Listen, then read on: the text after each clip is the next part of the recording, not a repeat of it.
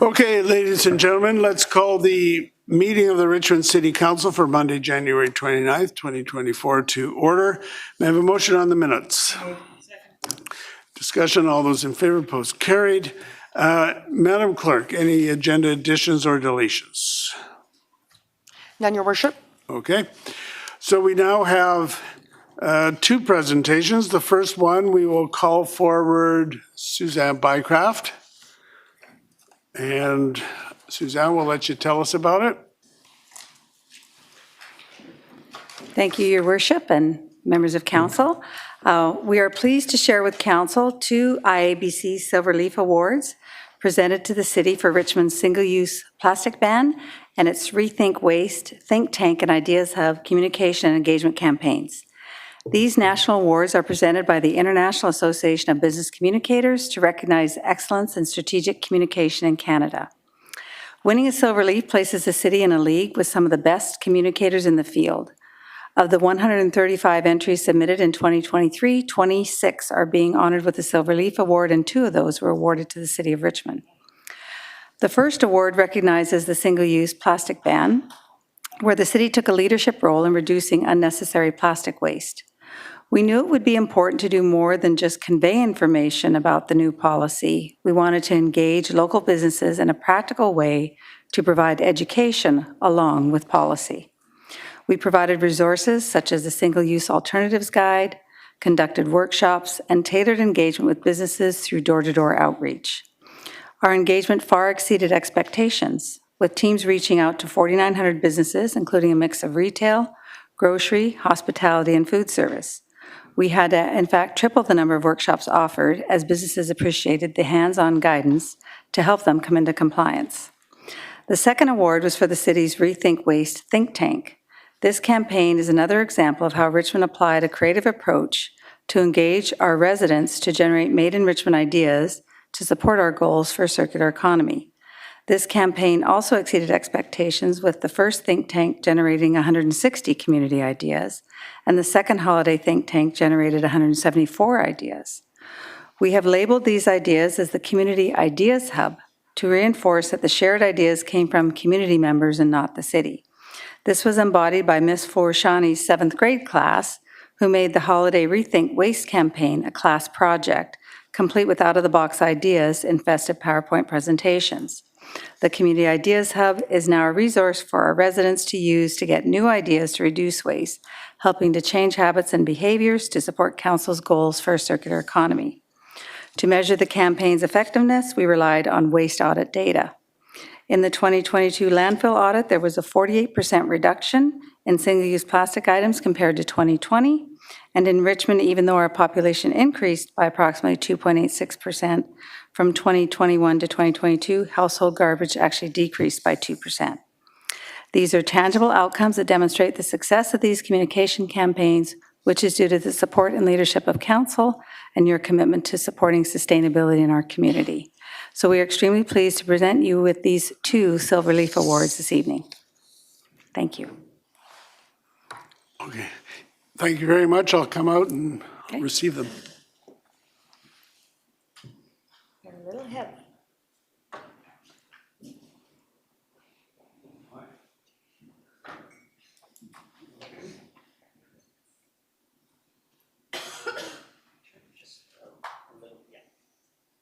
One, two, three.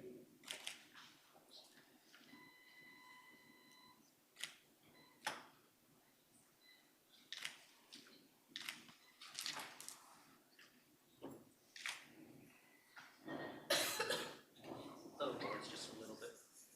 No, a little bit.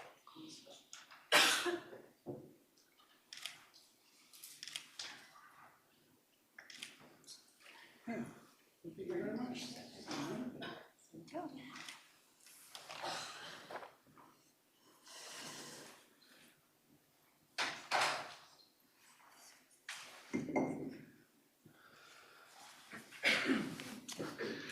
Then we have a second presentation. We'll call forward Helene Perndl, Trade Relations Officer for the Austrian Commercial Office, and Ellen Polstolka. Mr. Mayor, councillors, I would like to introduce you to Ms. Helena Perndl from Trade Relations Officers from Austrian Federal Economic Chamber. She is here tonight with us to present you with the 2023 National Energy Globe Award for the expansion of city center utility on behalf of Energy Globe Foundation. Good evening, Mayor Brody and councillors. My name is Helena Perndl. I'm with the Austrian Trade Commission and here today to present the Energy Globe Award to the City of Richmond. This is an annual environmental prize awarded in over 180 countries by the nonprofit Energy Globe Foundation based in Austria. It recognizes projects focusing on energy efficiency, sustainability, and the use of renewable energy. The award aims to highlight local solutions to environmental problems. The Energy Globe Award showcases these solutions and the innovators behind them to the global public, creating awareness and promoting positive contributions. I might add that Richmond is a repeat offender. You received the prize for the first time in 2014 for the Alexandra District Energy Utility and again in 2020 for the extension of this project. This year, the Lulu Island Energy Company is the winning project.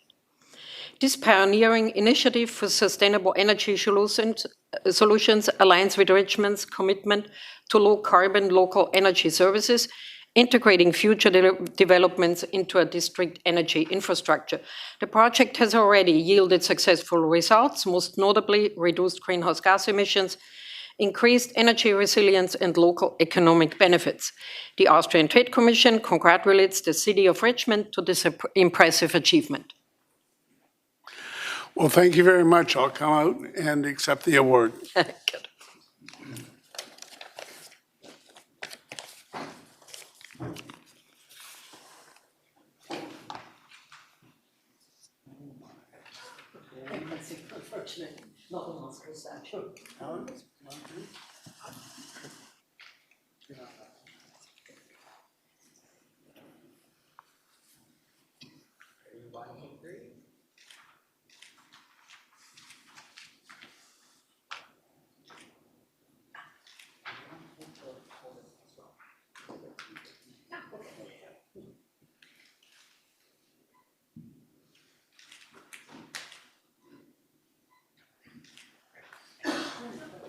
Thank you so much. Thank you.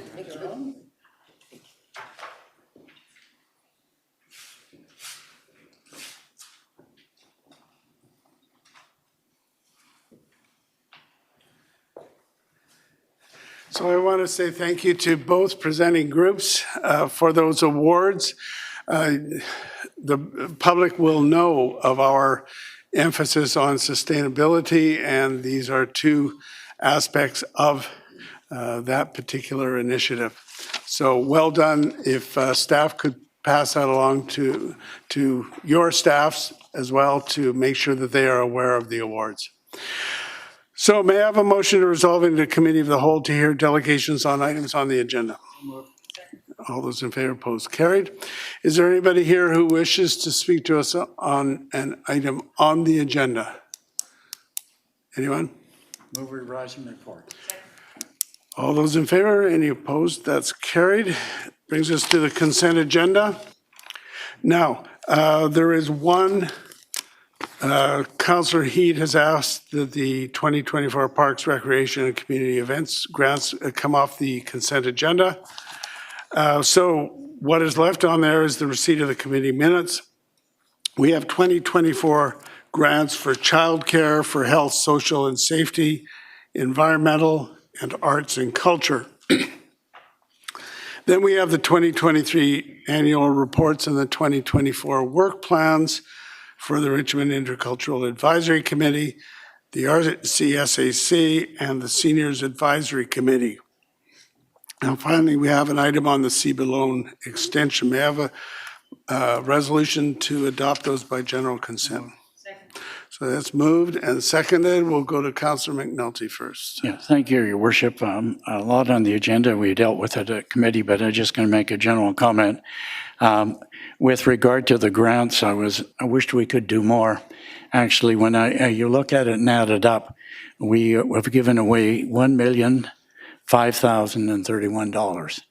We're over $1 million mark given to much needed in the community, and I just hope other levels of government are giving the same kind of monies to these groups to keep them going that are so beneficial to our residents in the community and the organizations that make Richmond the city that it is. Your Worship, quickly on the advisory committees, just like to a personal thanks to all the volunteers that are taking part in those committees, the Intercultural, the Community Service, RCSAC, and the Seniors Advisory. They work very, very hard along, and I thank our staff as well for their guidance to make Richmond a better place.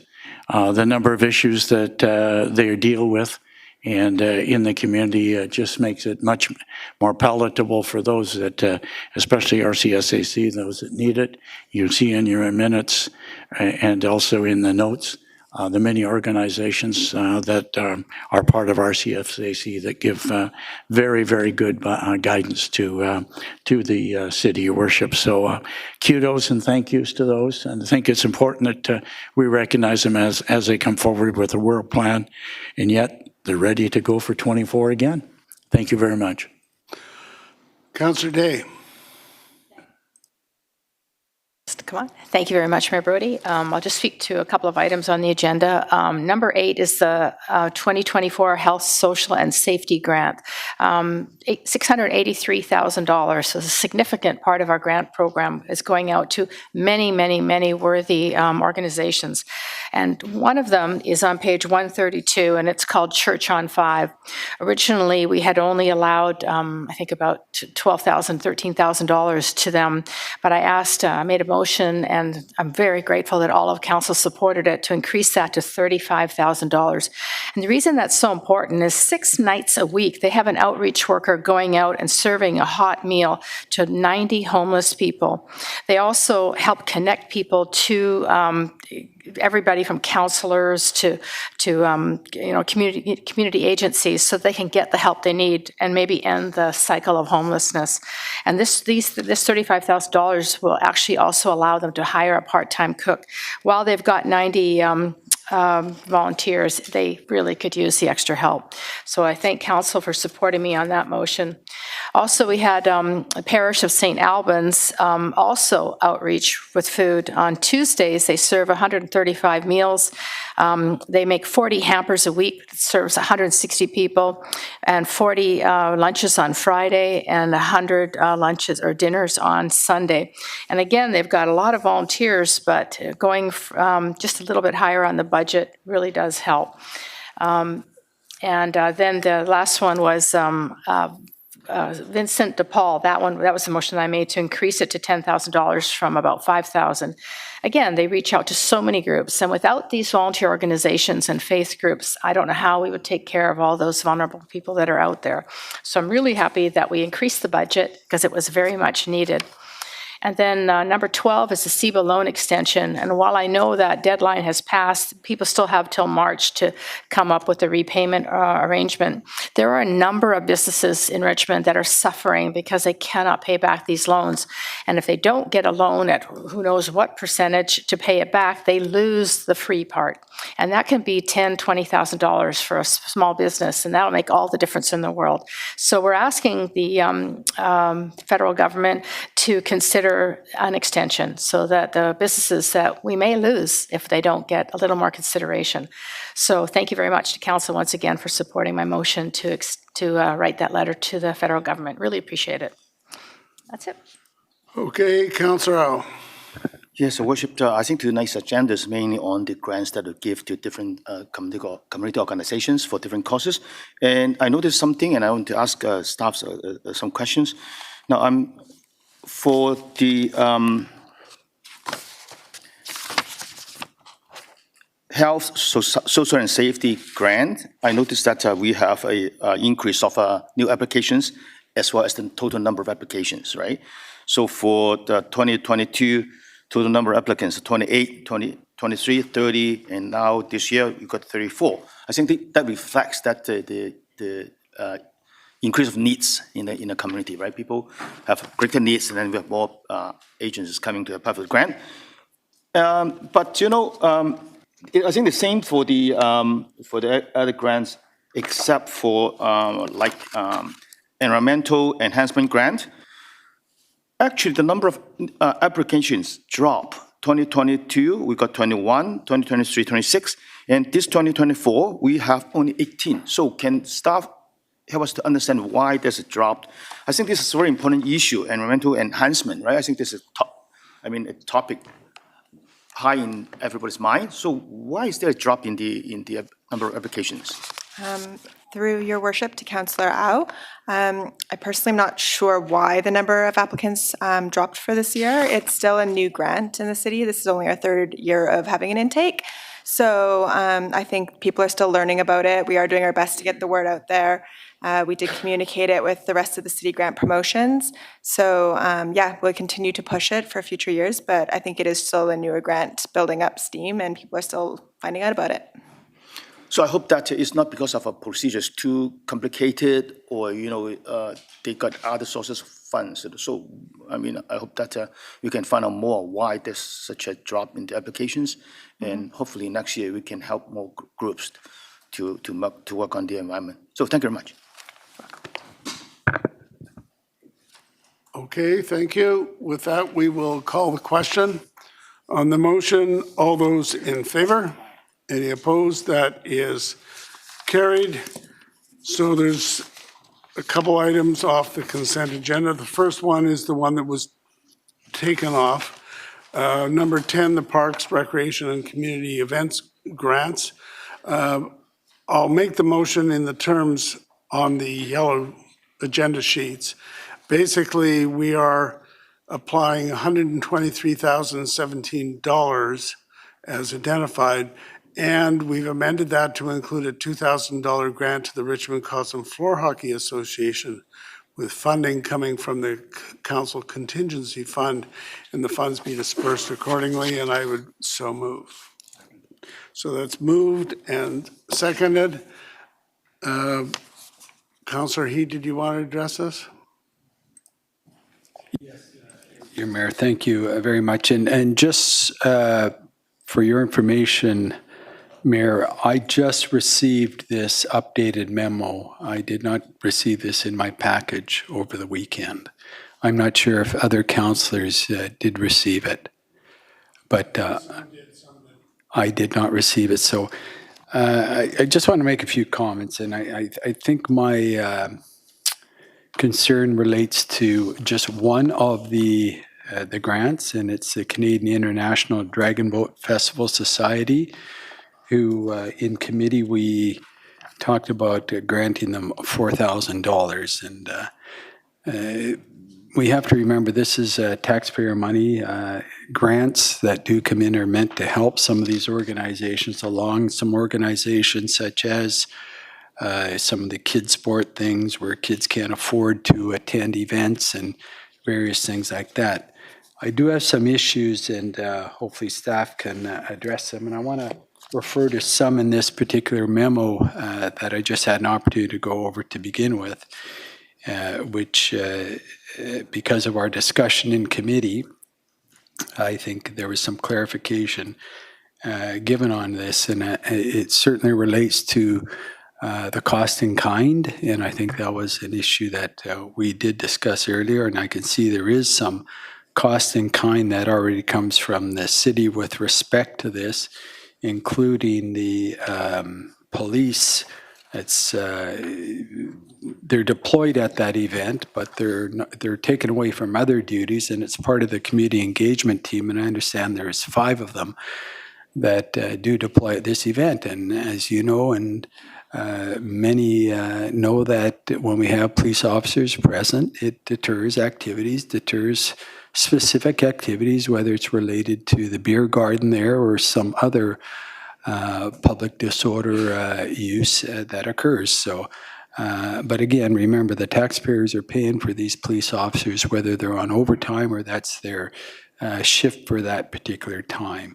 When I do some, and it's just open source material that's available with respect to this organization, they have a budget of over $2.6 million a year within their entire thing. And that's for several events that take place throughout the province. They are sponsored, the Richmond one, by Freshco, which is owned by Sobeys. It's one of the wealthy, I think it's the second or third wealthiest grocery chain in all of Canada. When you look at some of the other sponsors here, we have 3 beer companies that are sponsoring this. The Mark Anthony Group is sponsoring this. So there's several large corporate entities that are contributing to what is going on. So the concern I have when we look at that, when we talk about that, and the fact that they have a VIP that they promote on their website, a VIP tent or room where I guess people of that are importance or they declare as importance can go and have, I'm assuming free drinks, free meals, and various things like that.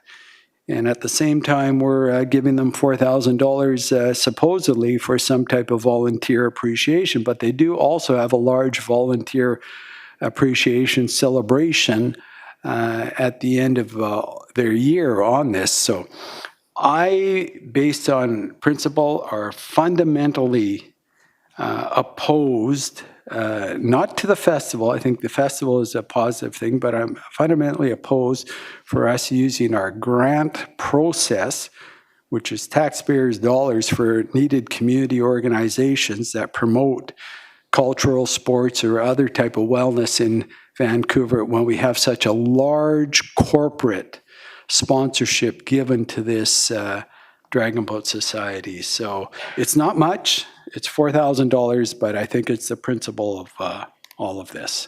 And the fact that they do get well beyond what many organizations do in cost in kind, which is still taxpayer dollars, from other city resources that are available.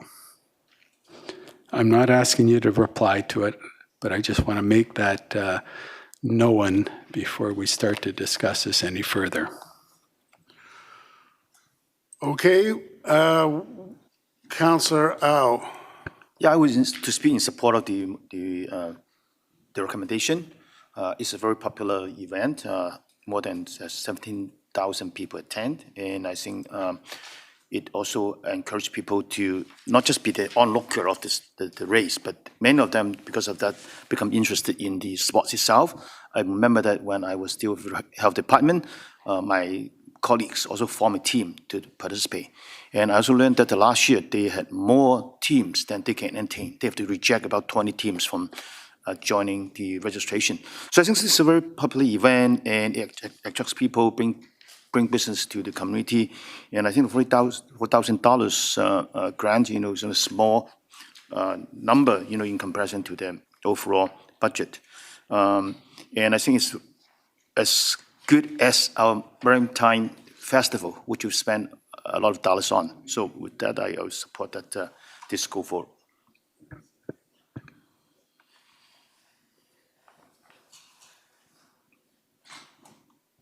Okay, the motion is on the floor. I'll call the question then. All those in favor? Any opposed? That is carried with Councillor Heed opposed. That brings us to the next item. Councillor Liu, you have a declaration on this number 16? Yes, I sit on the board of Kids Sport, so I will recuse myself. All right, thank you for that. Someone want to move it? Moved and seconded. Yeah, the one thing to note is that in the last motion about Parks, Recreation, and Community Services, we took out the Kids Sport Richmond chapter from that because of Councillor Liu's conflict. I think it's a great organization. It certainly uses its money wisely, and it benefits a lot of children and youth in the Richmond area, so I'll support it. Councillor McNulty? Yeah, just quickly, Your Worship, I will support Kids Sport. As you well know, it's a provincial organization which funds children that are in sports that have a provincial sport governing body, primarily competitive sports. And just a reminder that the monies are available for people to apply. I think it's extremely important. But also we have a small fund as well for recreation and sport for those non-traditional sports available to apply for as well, Your Worship. And I just want to make sure the word gets out there that monies are available for those in need. Thank you. All right, thank you. We'll call the question. All those in favor? Any opposed? That is carried. And Councillor Liu can come back in. That brings us to the item number 17, the Sheraton Hotel strike coming out of General Purposes Committee, and the recommendations are that the City of Richmond provides support to the hotel and the hospitality workers by not doing any business with the Hilton Vancouver Airport and the Vancouver Airport Marriott Hotels, in addition to the Sheraton Airport Hotel, until there is a resolution to the job action at the Sheraton Vancouver Airport Hotel Richmond. Someone want to move it? So moved. Moved and seconded. Yeah, this really is clarification. A couple of weeks ago at the last council meeting, we passed a resolution supporting the workers at the Sheraton, and there was some question as to the delegation had asked us to support the Hilton and the Marriott workers, and but the resolution only said the Sheraton. So this is to clarify that. Having said that, I'm not going to support it because I don't mind supporting the Sheraton workers, but the other two hotels aren't on strike. And so I don't think that we should be trying to interfere with their business. Councillor Liu. Thank you, Worship.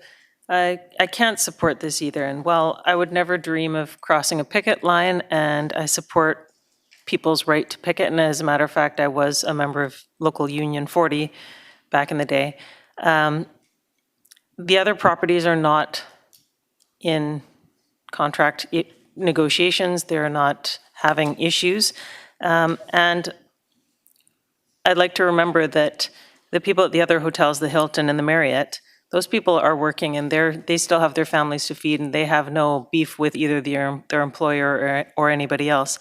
And certainly the Hilton employees, they've graciously supported Kidsport over many years, and many of them volunteering their time to help put on the gala dinner. And those are the same people that are still trying to feed their families. And so when people aren't going to the hotel, those people aren't able to work. They're not able to make the tips that make the difference for them. So while I will not be crossing any picket lines, I also don't think that we should be expanding our boycott to include those properties. Yes, I find it kind of rich that Councillor Liu declares a conflict because she's a member of Kidsport, but then supports the hotel employees because they contribute to Kidsport. So I kind of find that rich, but that's fine. Let's move on. And I made these points when we talked about this in committee, is the fact that the property is owned by the same owners. They own all three hotels. The Labor Relation Board has given permission for the picketers, although they're on strike, as the mayor articulated, from just the Sheraton Hotel. The Labor Relations Board has given them permission to picket the entire property, which includes the Hilton and the Marriott Hotel. So let's be cognizant of that. And if you're saying you're not going to cross a picket line, what is the difference? These are union people. They're just trying to make a living wage. They're out there. They're working hard. And I think Councillor Liu can attest to you, working in the food and beverage industry and hospitality industry, is not an easy job. It's a very, very hard job. So I'm in support of the people that are picketing, and I think it's one area where we're not going to get involved in labor management disputes, but it is one area where we are going to fundamentally say we are not going to spend city taxpayer dollars or encourage any of that while this labor management dispute is going on.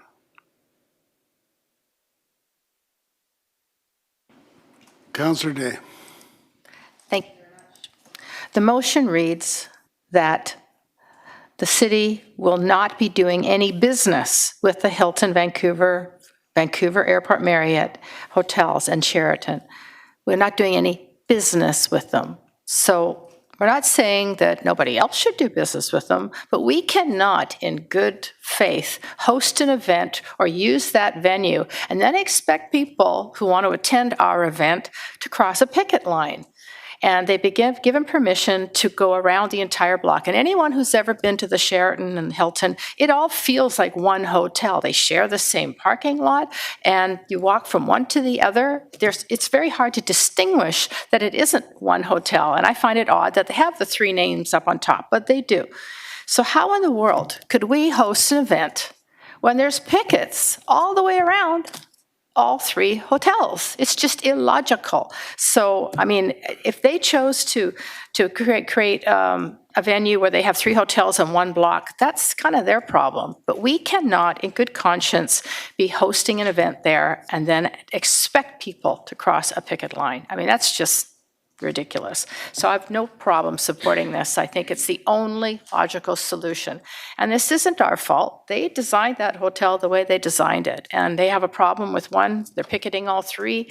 It's out of our hands. I'm hopeful that us supporting this motion, which we did in General Purposes Committee meeting, that we can show the owners, come on, get on with it. Find a solution. Thank you. Councillor McNulty. Yeah, thank you, Worship. I am going to support this as I did support what they had asked for in the past. But sorry that there was a mess up in the work. I want to point out that this is a legal picket line granted to them by the appropriate authorities that they can picket. It's not our fault that it takes in the whole city block. Unfortunately, if you wish. But I guess the message, I'm worried about the message we're sending out. Councillor Dave was saying that it's talking about business. Members are saying they wouldn't cross the picket line, so yes, we're not going to do any business. We're not going to do any business with the hotel out on Cessna Drive either, till there's job resolution. But the picket goes beyond the Sheraton. It goes around the block. And I think we need to respect the rights of those that want to picket. It's interesting if people are going inside to work, they're crossing a legal picket line, that's their business. But I'm just curious to see that we would hope to give the message out in terms of when there's labor issues like that to our own unions, that we would be supporting them if they did the same. And other unions and other organizations. I think it's important. I think this is the one fundamental right that labor has, and I think we got to continue to support them, even though there was a bit of a misunderstanding at the beginning. All right, we'll call the question then on the motion. All those in favor? Those opposed? So that's carried with Councillor Liu and the mayor opposed. That brings us to the public announcements and the events. First of all, we have the Youth Advisory Committee. A new advisory committee referred to as the Youth Advisory Committee has been created. Details on the volunteer opportunities will be forthcoming. And then we have an appointment to the Richmond Child Care Development Advisory Committee. Trustee Heather Larson was appointed by the Richmond School Board liaison to the Richmond Child Care Development Advisory Committee for a one-year term to expire December 31st, 2024, with Trustee Rod Beliza as the alternative. Now, much of the discussion over the weekend, of course, was about the fire, the very large fire in Steveston. The very popular Steveston landmark business, the Supergrocer, was destroyed due to a fire. They've been a fixture in the community for decades and will be missed by customers, residents, and visitors. We give thanks for the timely actions of our Richmond Fire Rescue teams, and thanks to them, nobody was injured and the fire was contained to the immediate area. I also want to acknowledge the swift response by BC Hydro and the City Public Work crew, who were able to restore power and access to the area, as well as to TransLink for rerouting buses to reduce the impact on passengers. Also, the Steveston Community Center made available their facilities for the effort. So we expect contractors to begin clearing the site tomorrow. So number 1 road between Chatham and Moncton will remain closed until at least Wednesday. Then we have the community celebration grants. Applications for the 2024 community celebration grants open today. These grants allow nonprofit groups, not-for-profit faith groups, parent advisory committees, community associations, and student councils to submit proposals for a free Richmond-based event that builds community spirit. Applications remain open until February 25th, so if you want more information on that, go to the city website /celebration grant. The city also celebrates and honors Black History Month in February with various events and activities that pay tribute to the legacy and rich cultural heritage of the Black community in Canada.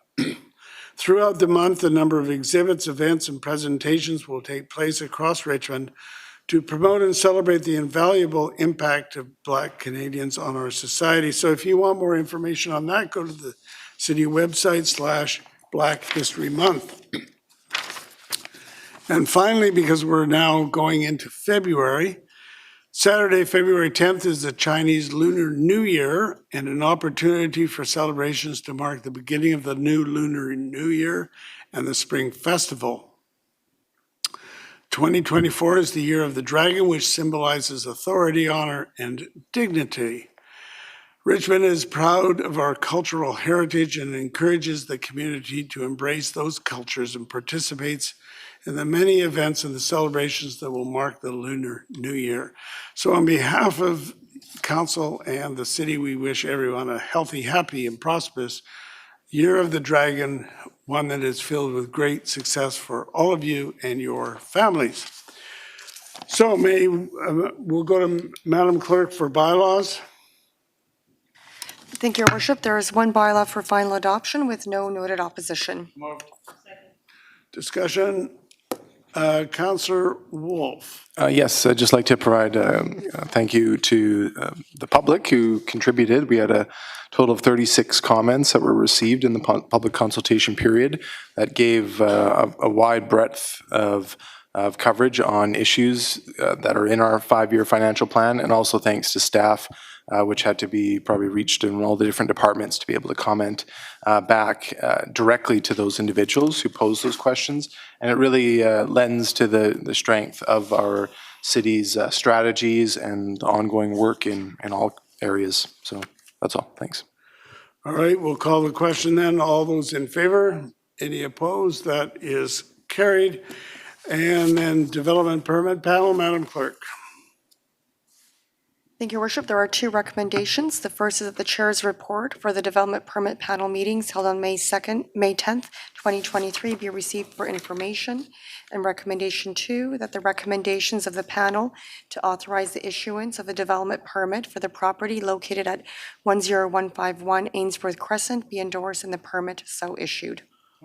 It's moved and seconded. Discussion. All those in favor? Any opposed? That is carried. We have a motion to resolve in the Committee of the Whole to hear delegations on non-agenda items. All those in favor, opposed, carried.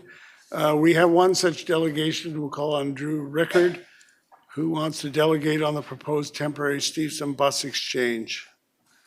Yes, sir. Come forward, please. Have a seat. Have a seat. Introduce yourself. Thank you. Sir, you have 5 minutes. Yes, sir. Good evening. My name is Drew Rickard, and I've lived in Steveston for 20 years, and my friend here, Alex Sagert, has lived in Steveston for all of his 33 years. His Worship and Council, we'd like to thank you for allowing our delegation to speak on the issue of the proposed temporary Steveston Transit Exchange.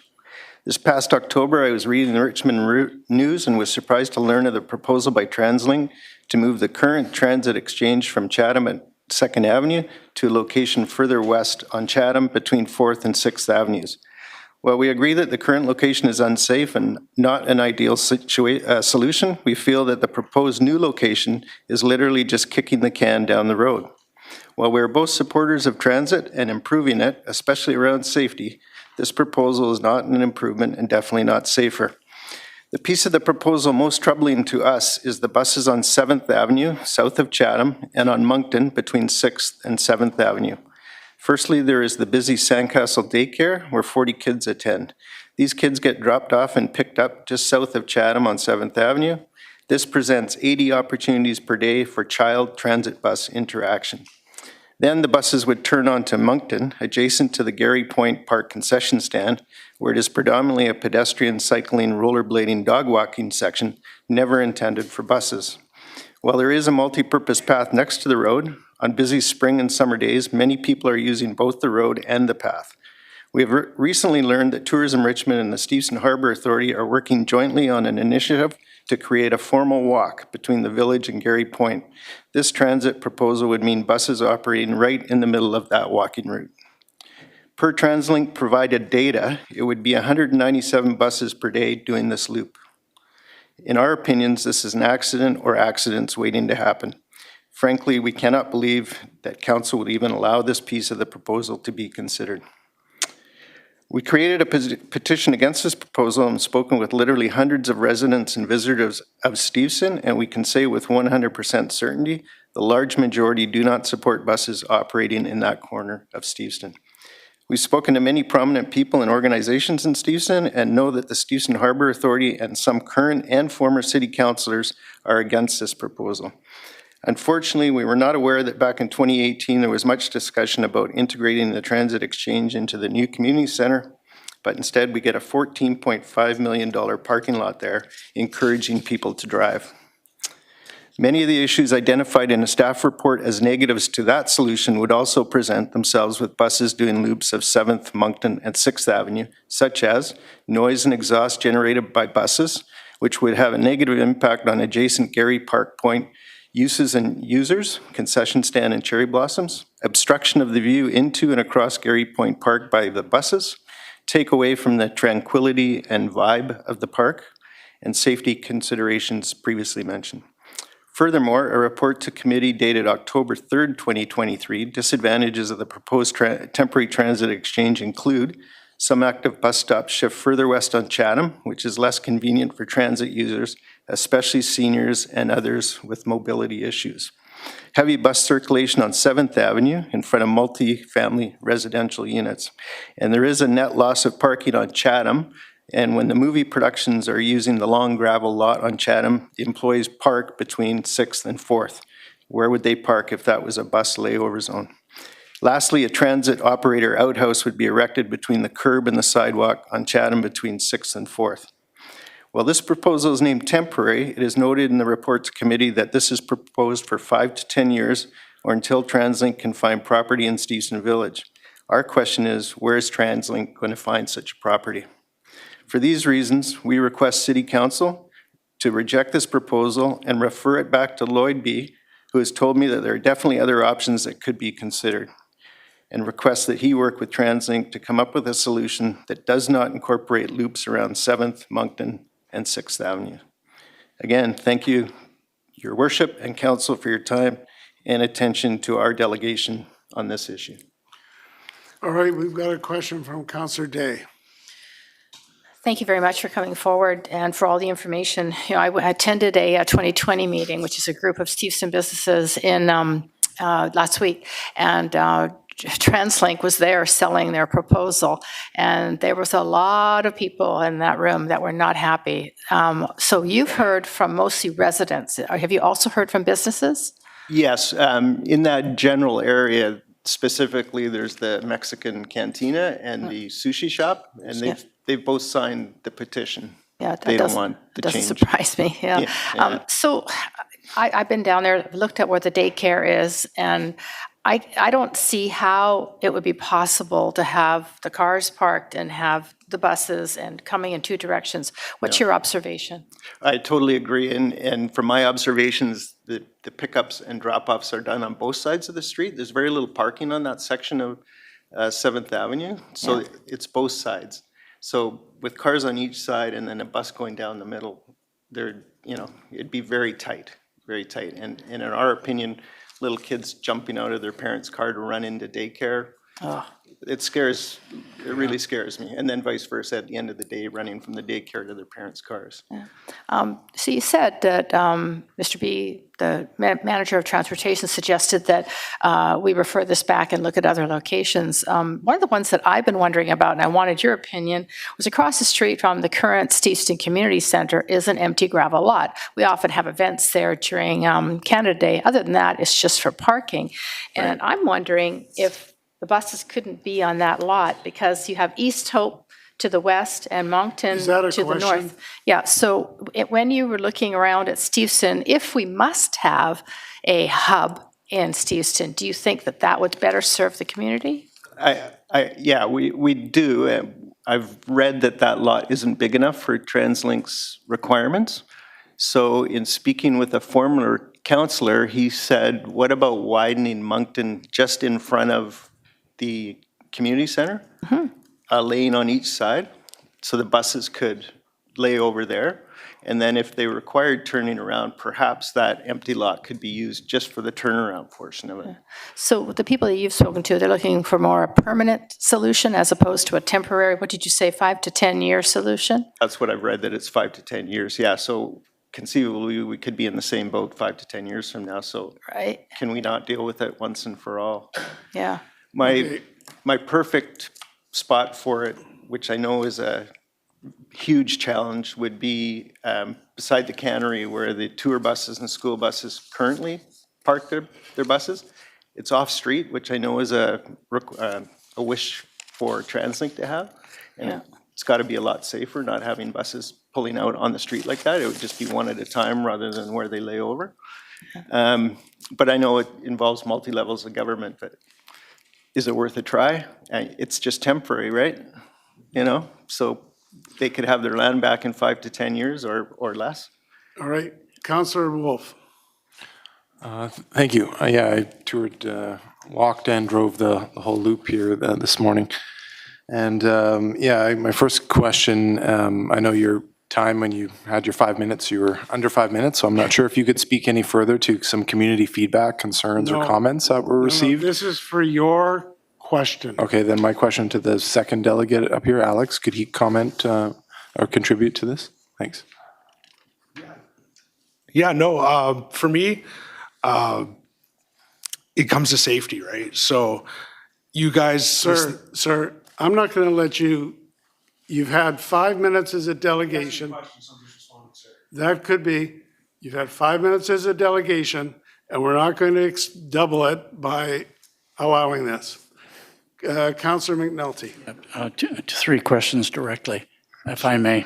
Sure. You want us to reject the current TransLink proposal. Is that correct or not? Correct. Okay, I think that's something, Your Worship.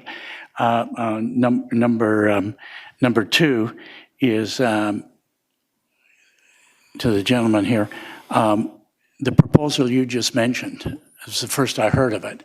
Have you given this to our staff? Have you suggested that? Do we have that proposal? I'd like to follow it up. The cannery lands? The cannery lands specifically? Yeah, because you said we're already doing it.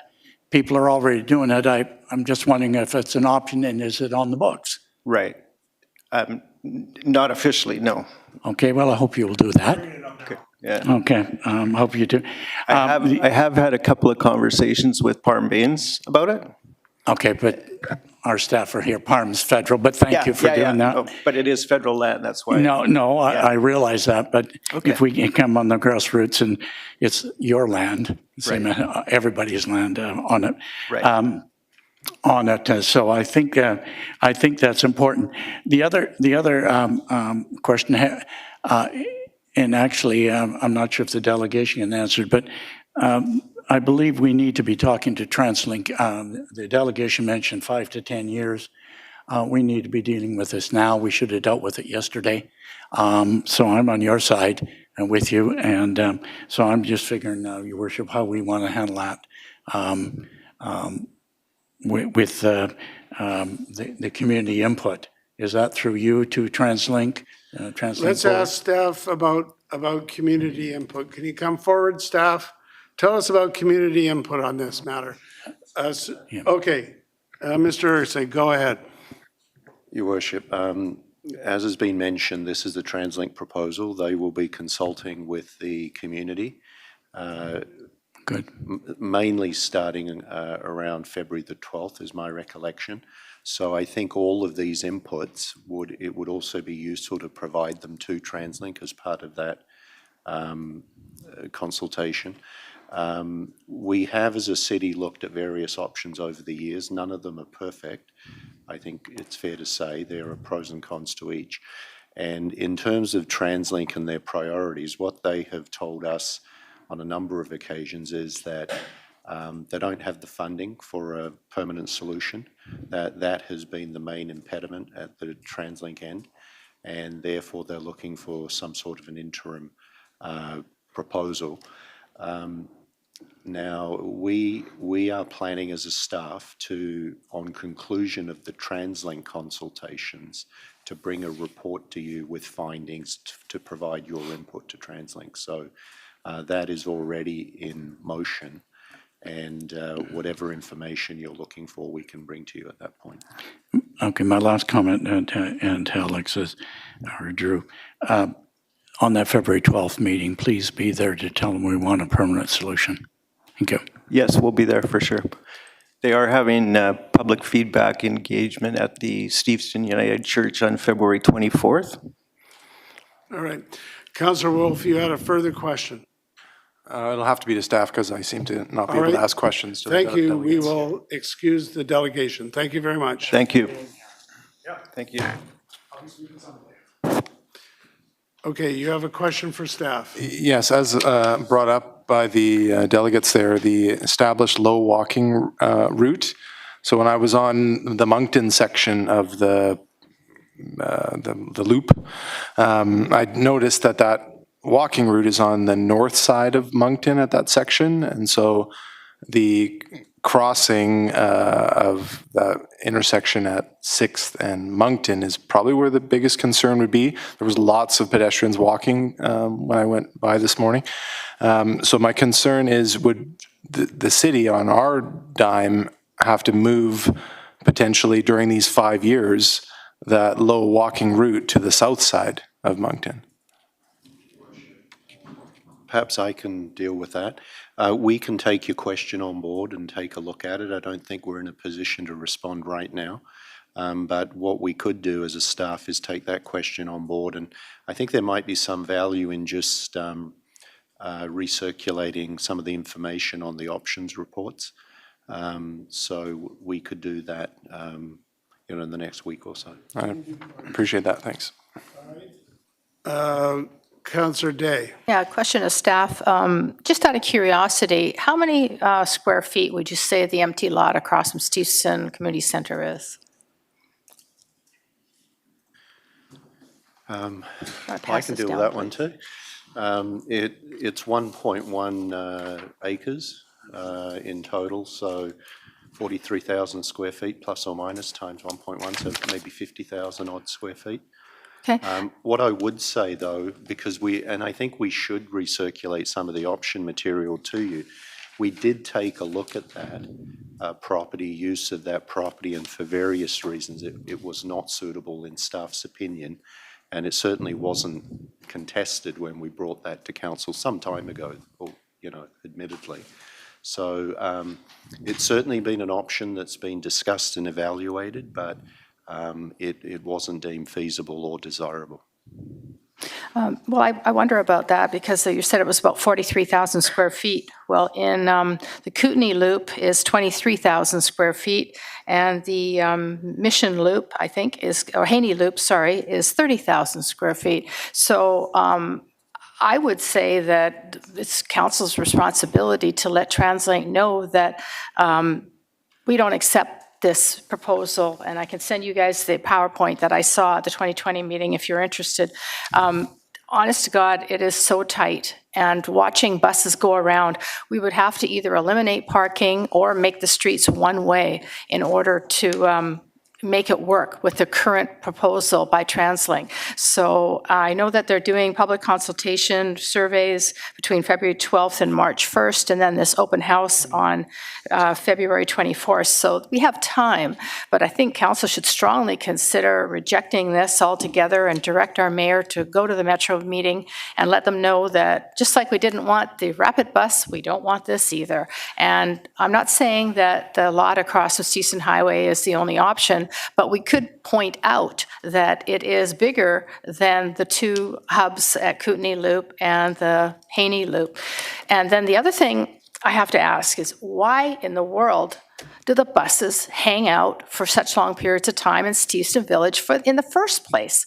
Why could they not do their rest period, do their break period, do their bathroom break, where they already have a humongous property at Steveston and Shell? I don't see why they couldn't just pull into that area, right, even from Steveston, pull over, do what they need to do, take their break. To have it in the village is illogical.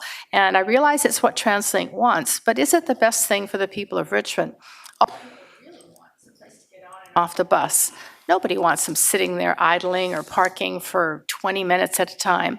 That's just too long. So I think we have to send direction to TransLink that just like the rapid buses, the answer is no, we're not. There are so many flaws in what was just presented to us. First of all, many of those buses don't go along Steveston Highway.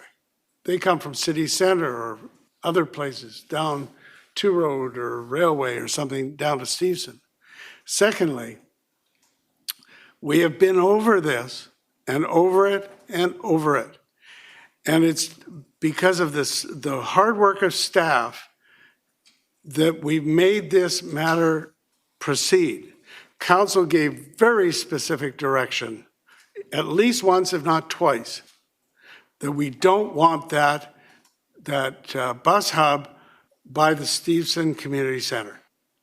There's not enough room in the parking lot, and there's too many people and too much congestion for too much part of the year. When those buses go and they idle, they are not supposed to be idling. They are idle, but they're supposed to have their engines off and not be polluting the atmosphere for long periods of time. So I think it's time. I'm glad to hear that there's going to be a public consultation. I'm glad to hear that we're going to get a subsequent report. So I don't think we need any kind of a referral here. Staff has already said that they'll take this input to any consultation meetings. But the fact is, we have to have a solution. And what we have now is not a solution. It is really a bad situation there on Chatham. And I think that it's time that we assisted TransLink, not got in their way, but we need to assist them to come to some kind of a decent solution on this situation. Councillor Heat, the last word. Yes, quickly, I just want to tell you, it is a bad situation, but the proposal to move it further down Chatham is a worse situation. So, we need to get that one off the books right at the outset because, as a member of council, I cannot and definitely would not support that. All right, may I have a motion to rise and report? Moved and seconded. All those in favor? Any, that is carried, and we